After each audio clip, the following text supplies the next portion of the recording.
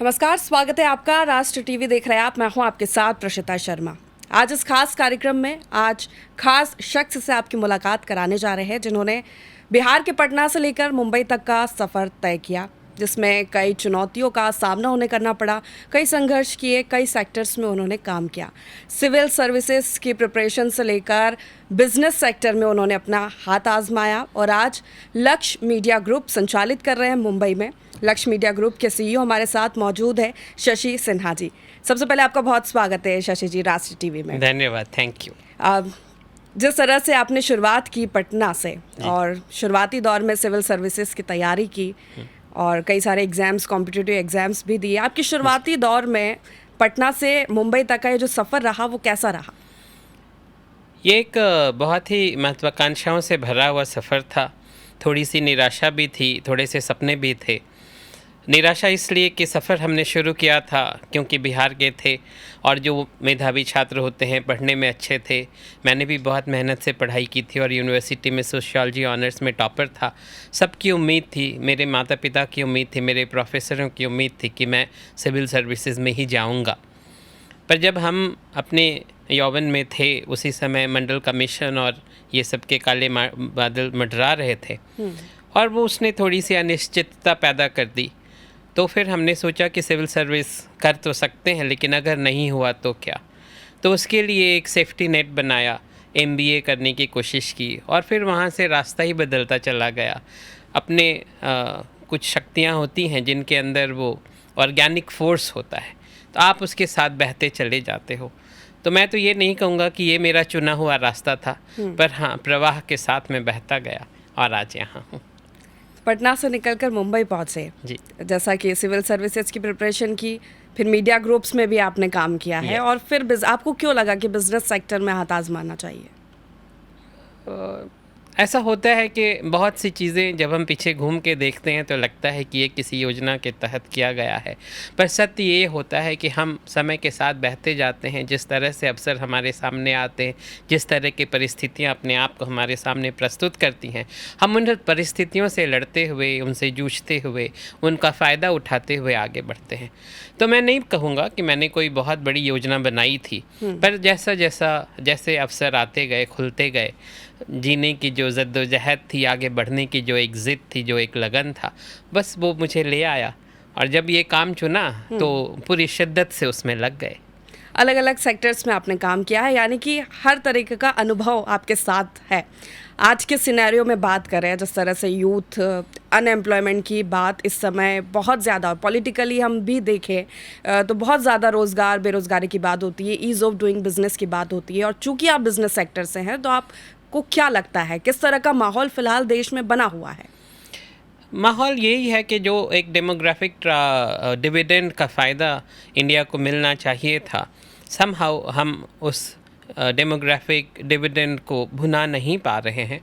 1991 में new economic policy आई थी, आज 36 साल हो गए। अगर 2026 से 2047 में भारत विकसित हो सकता है तो 1991 से 2025 तक भारत को विकसित हो जाना चाहिए था। तो कुछ तो अवसर हैं जो हम चूके हैं, लेकिन जहाँ पर हैं यहाँ के बाद भी बहुत सारे अवसर खुले हैं। एक रचनात्मक दिशा में काम होना चाहिए। फ्रस्ट्रेशन से ही नए रास्ते खुलते हैं। हर तरह एनर्जी, जो इमोशंस होता है, जो हमारी भावनाएं होती हैं, उन भावना में बहुत सारी ऊर्जा होती है।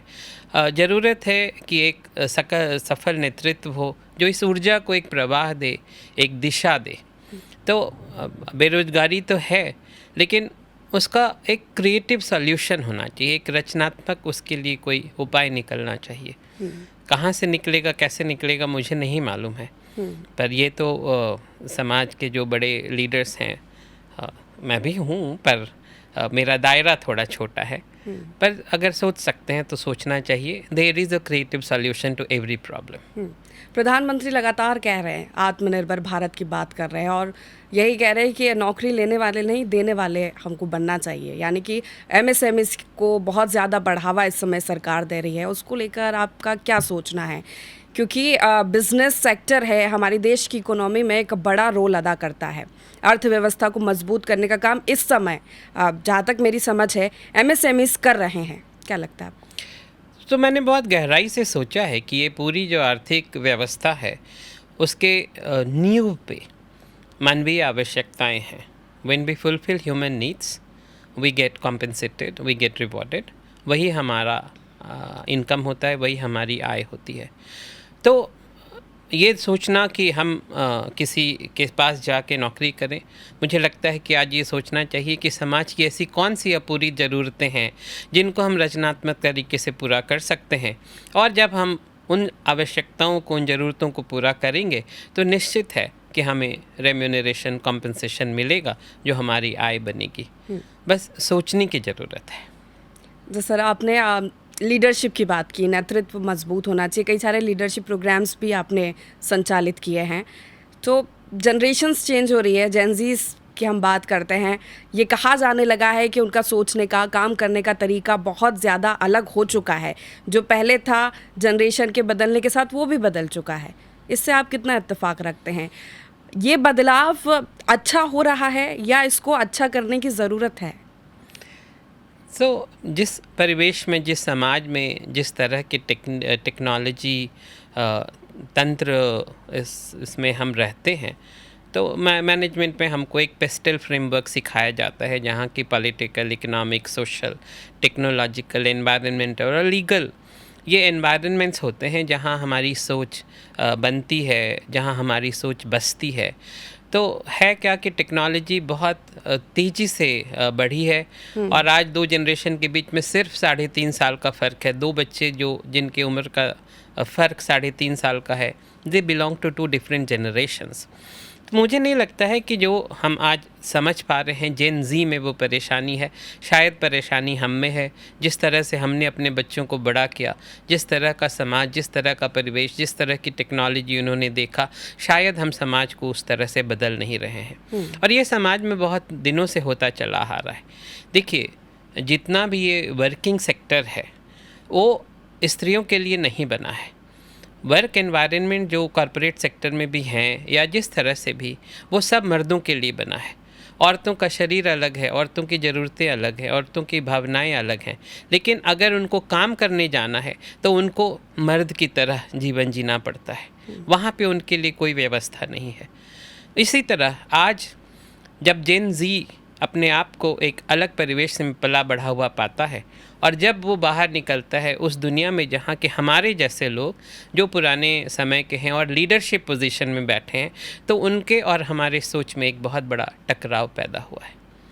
जिस तरह आपने बहुत सेंसिटिव ये बात कही है, मैन ओरिएंटेड सेक्टर बिजनेस में, और कहीं ना कहीं ऑब्वियसली विमेंस को कई सारी परेशानियों का सामना करना पड़ता है. तो ये बदलाव आएगा आगे, आपको लगता है बहुत कि स्लो वुमेन आता है. ओरिएंटेड चीज़ें भी अब होंगी आगे? जो सिनेरियो सेट किया जाएगा या जो माहौल, एनवायरनमेंट दिया जाएगा वो हेल्दी होगा? हेल्दी से ज़्यादा प्रैक्टिकल होना चाहिए. मुझे लगता है कि वो कहते हैं कि Raymond makes a complete man. पर मैंने अपनी ज़िंदगी से, अपने अनुभव से देखा है कि when you grow a girl child, अगर आपने एक बेटी पैदा करके उसको बड़ा किया है, ये आपको शायद एक कंप्लीट मैन बनाता है. मैं तो हमेशा स्टैंडर्ड 11 से कोएड स्कूल में पढ़ा. लड़कियां हमारे साथ थीं और हमेशा फर्स्ट, सेकंड, थर्ड वही करती थीं. बाद में लड़के आते थे, हम उनसे बहुत ईर्ष्या करते थे. पर जब मेरी बेटी बड़ी हुई और जब मैंने उसके शारीरिक परिवर्तन को देखा, उसके चैलेंजेस को देखा और किस तरह से वो सब कुछ सहते हुए पढ़ती थी और क्लास में अच्छे नंबर है, तब मुझे समझ में आया कि लड़कियों का जीवन कितना अलग है.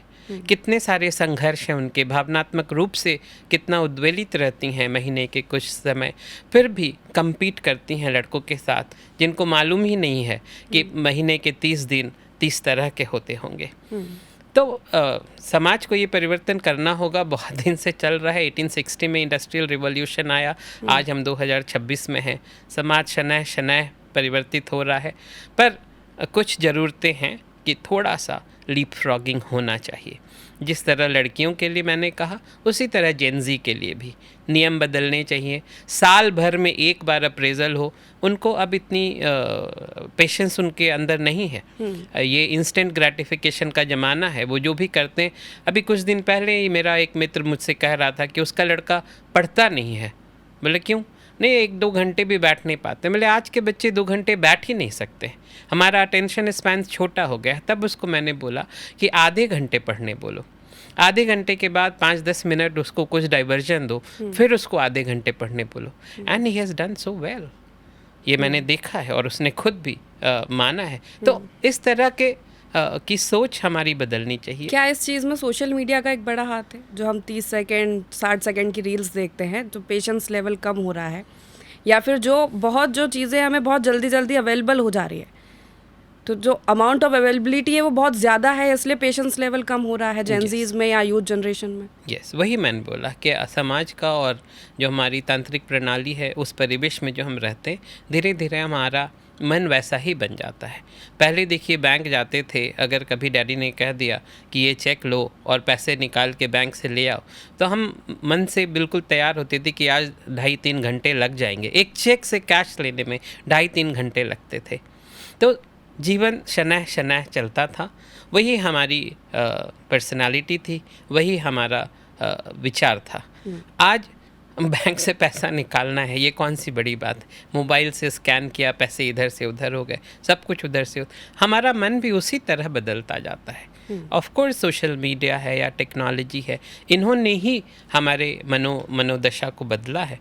और जब मन बदल गया है तो समाज को भी बदलना चाहिए।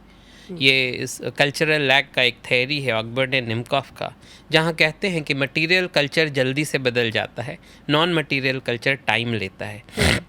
तो टेक्नोलॉजी बदल गई है, मटेरियल कल्चर बदल रहा है, हमको भी बदलना ही चाहिए, अडॉप्ट करना ज़रूरी है। जी हाँ, तभी बदलाव और जितना कम समय लें उतना अच्छा है। जितना ज़्यादा समय लेंगे, टकराहट की स्थिति उतने दिन तक बनी रहेगी। इस समय देखा जाए तो सरकारें भी बहुत सारे प्रोजेक्ट्स पे काम करती है। भारत को विश्व गुरु बनाने की बात चल रही है, जिसमें सबसे बड़ा रोल इंडस्ट्रीज़ का माना जा रहा है, बिजनेस सेक्टर्स का माना जा रहा है। और जब चर्चा होती है, पॉलिटिकल डिबेट्स होती है, तो उसमें अडानी अंबानी की खूब चर्चा होती है। चूँकि आप बिजनेस सेक्टर से और मुंबई में रहते हैं, ये बातें कही जाती है कि देश को बेच दिया गया है। लेकिन एक तरह से देखा जाए तो बिजनेस सेक्टर को मजबूत करना बहुत ज़रूरी बात है।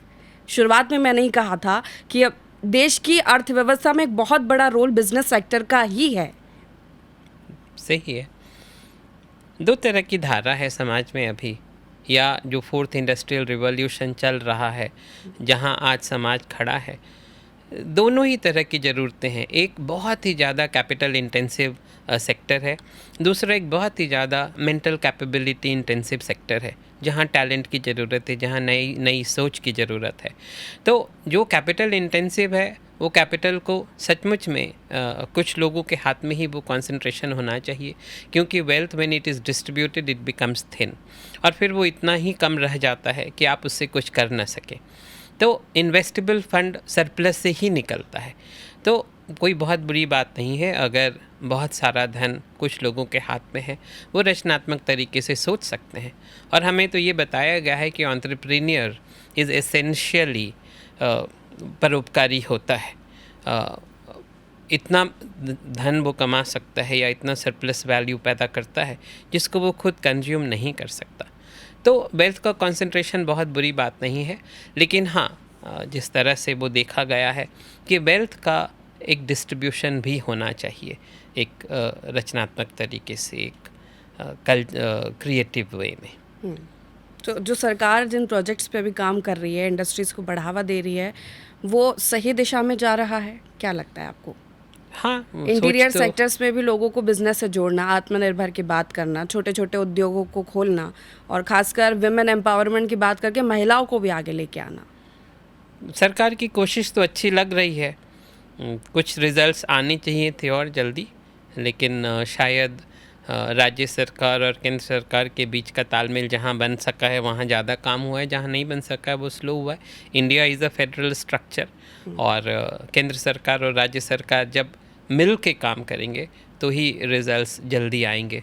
पर हाँ, समाज में परिवर्तन तो आया है, आना ही है।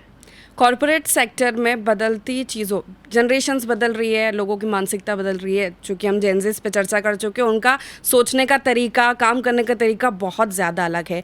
तो वो चीज़ कॉरपोरेट सेक्टर में दिख रही है कि काम करने का तरीका उनका भी बदल रहा है। वही अभी नहीं दिख रहा है। काम करने का तरीका कॉरपोरेट सेक्टर में उतनी तेज़ी से नहीं बदल रहा है, because elephants can't dance so easily. तो कॉरपोरेट सेक्टर एक इतिहास से भरा हुआ सेक्टर होता है। हर कंपनी का अपना एक इतिहास है, उसकी अपनी एक संस्कृति होती है, कल्चर होता है, एक वे ऑफ वर्किंग होता है। जेन ज़ी का रिवोल्यूशन अभी बहुत नया है। Corporates are not able to adjust. कोशिश कर रहे हैं, पर हमें ये लगता है सबसे पहले तो जो नेचुरल रिएक्शन था, हमने जेन ज़ी की ही भर्त्सना की, उनको ही क्रिटिसाइज़ किया। पर अब हम देख रहे हैं कि नहीं, शायद हमें ही बदलना पड़ेगा, बदलना भी चाहिए, क्योंकि हमें फ्यूचर में ही रहना है। We are all going to live in the future, past has no future. बिल्कुल। तो जेन ज़ी जैसी सोच लेके आए हैं, कॉरपोरेट को अपनी सोच उस हिसाब से अलाइन करनी ही पड़ेगी, करनी ही चाहिए।